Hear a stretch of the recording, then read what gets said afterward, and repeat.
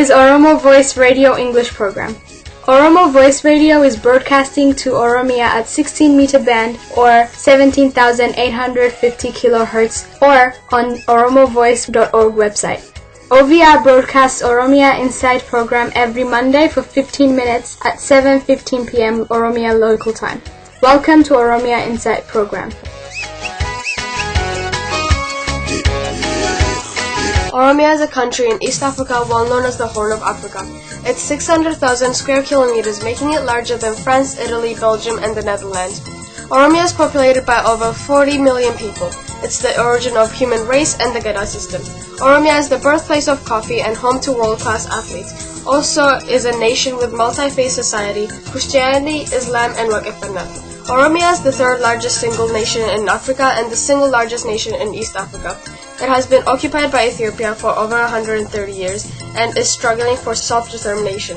Oromia has unaccounted number of Oromo refugees living in other countries. Welcome to Oromia Insight. My name is Aliye Geleto. The 2015 Mid Year Conference of Oromo Study Association took place in Germany from March 28 to 29, 2015.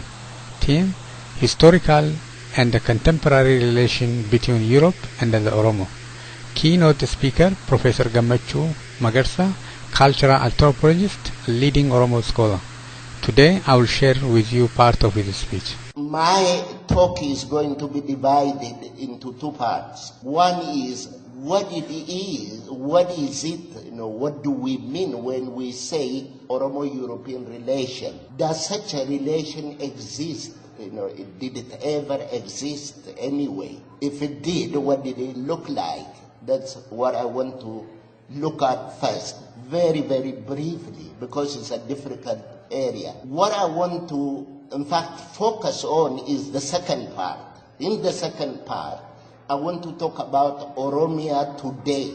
What is it that is happening in Oromia today as the result of the last 400 years of Oromo-European relation through the Abyssinians? Because our relation to Europeans have been indirect. We always go through the Abyssinians or the people who have today become Ethiopians. And we are, in this Ethiopia, the second-class citizens. In fact, third class. If you have fourth class, Oromos don't have a place in that place. And that's what I want to show you by making some analysis of the present situation. What is the situation of the Oromo in terms of how, as a consequence of Ethiopia, what is Ethiopia to begin with? Let me tell you one thing. My grandfather, who just died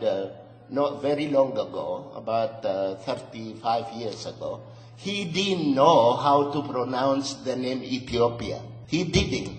I didn't know the name Amara until I went to school. So Ethiopia is a very recent invention. Every Professor Muhammad would explain it to you. We learned what Ethiopia looks like in school. And there are only two generations before me. So Ethiopia is an invention to begin with. Whose invention is it?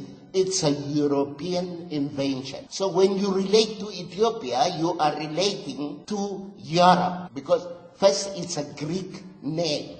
And I'm not Greek. And I don't see any Greek inside here. And then they talk about Habasha. Habasha is actually, we are all Habashas, and that's what they say. Yeah, let's be all Habasha. But Habasha is Arab. It's Arabic.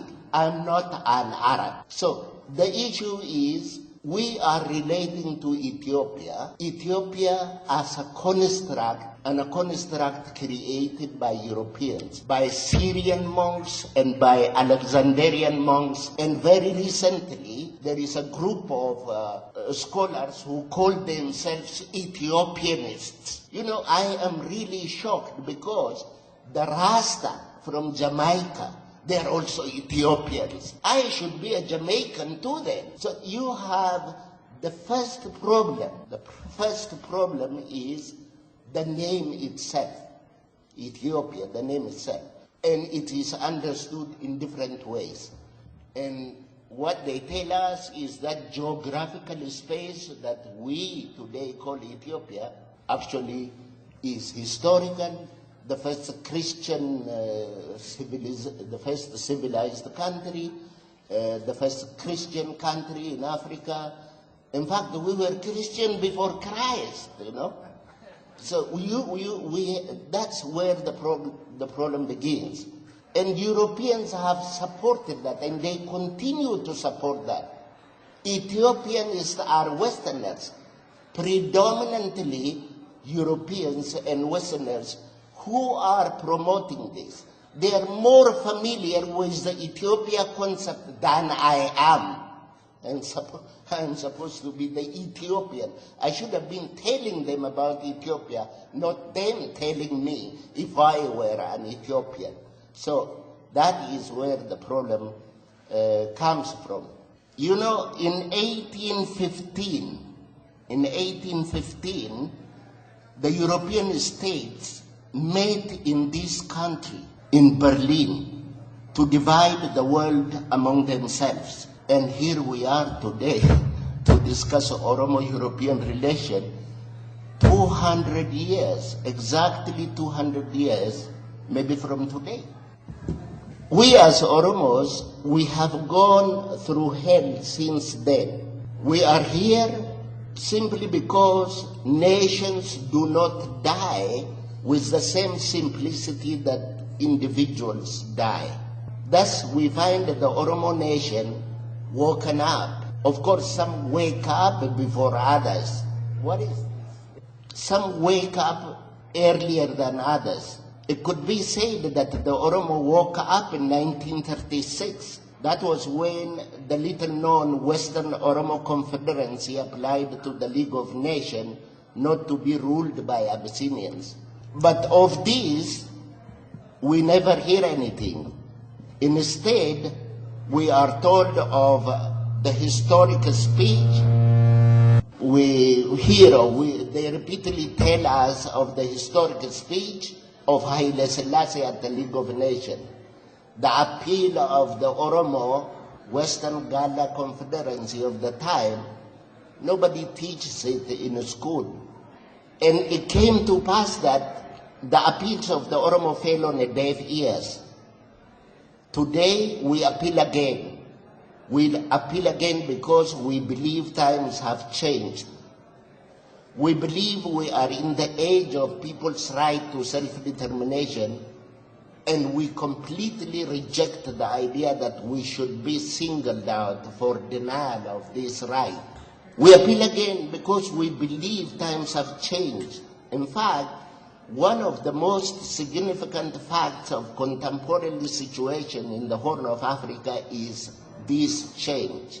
This change has to do with the emergence of the Oromo nation from the prison cells of colonial rule, from the obscurity imposed by Abyssinian domination, the emergence of the Oromo and the significance of the Oromo in the region in general and in Ethiopia in particular are indisputable facts. Even the most retrograde Naftanya finds it difficult to deny that the Oromo of today presents a new face to the world, infused with new aspirations and aims, calling for their rights to have a complete say over their future and determined to take their place among the community of nations of the region.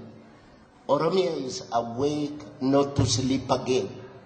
Those who think that Oromia will be back to sleep should forget it. The Oromo nation is on the march to the tune of self-determination. Self-determination is dictating the tempo. While self-determination is dictating the tempo, freedom, order, justice, and economic dignity are the demands. Recognition of this new Oromo dynamism and the grasp of the elements and forces motivating it are vital to the understanding of the tensions inherent in current development in Oromia in particular and Ethiopia in general, and its consequences for future Ethiopia and European relations with the Oromo. I think it is worth emphasizing that these forces are already playing an important role in laying the foundations of the future endless problems or permanent solutions to the problems in the Horn of Africa. Because if you don't take Oromia seriously, you will have no Horn of Africa. The horn will be broken off. Therefore, careful observation of the tensions inherent in the growth and development of countries such as those in the Horn of Africa is likely to prove a great benefit to humanity, because tensions arising from human and institutional changes constitute some of the factors out of which emerges either lasting peace and prosperity or war and destruction. I will elaborate on this as far as I can, because I am really dealing with a very difficult and complex concept in terms of discussing the development that is in Oromia today. Oromia is a vast territory. Its physical immensity and the scale of its social problems makes it difficult for anybody to write with accuracy on all aspects of its rapidly changing situation. The best one can do, the best I try to do, is generalize here and there and make specific suggestions and propositions only where I can back it up with the facts that are available. Another limitation is that people involved in a movement such as ours cannot analyze problems in a broader perspective as this situation requires of me. What I have observed over the last 4 decades of my life is the fact that Abyssinian politicians believe in action and change. They simply have no time to sift and analyze the problem that besets the country and the region at large. Oromia, as we all know, and this was a question that Professor Muhammad was responding to, you know, we keep arguing whether we are colonized or whether we are not. You know, colonialism has a definition, and the definition is simple. Once somebody comes and occupies your physical space, is the physical space of the Oromos occupied? The answer is a big yes. Number two,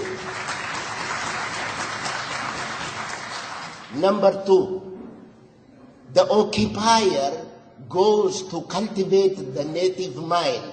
Have we been forcefully baptized? The answer is a big yes. And therefore, and the third one is, did they write our history and misrepresent us? Absolutely. They wrote everything to misrepresent us. Therefore, these triple projects together is what constitutes the colonizing structure. And it has all happened. From today on, we don't want to argue whether we are colonized or not, because we are. We don't argue. This is not